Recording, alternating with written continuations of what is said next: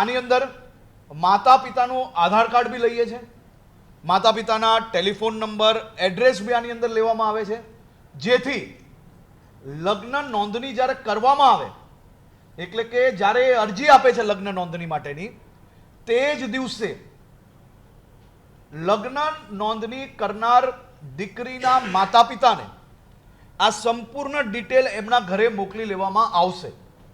એ માતા પિતાને ધ્યાનમાં હોય તો કોઈ વાંધો નથી, એ માતા પિતાને ધ્યાનમાં ના હોય તો એમની ફરજ છે કે એમના દીકરીને સમજણપૂર્વક, જો કોઈ બી જગ્યા પરથી માતા પિતા દીકરીને હેરાન કરશે તો એ બી નહીં ચલાવવામાં આવશે.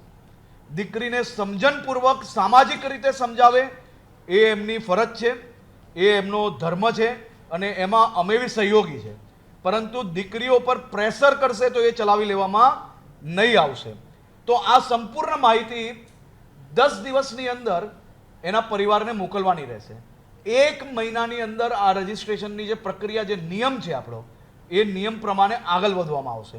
તે પહેલાં માતા પિતા પોતાના દીકરા દીકરી જોડે સંકલન કરીને આ બાબતે કોઈ બી ગંભીરતાપૂર્વક જો કોઈ વાંધો હોય, એ કંઈ ચેક કરવું હોય દીકરાનું કે એની ઓળખ સાચી છે ખોટી છે, તો એ સંપૂર્ણ સમય એ માતા પિતાને મળી રહેશે અને કોઈ બી લેભાગુ લોકોને સીધો રસ્તો નહીં મળે.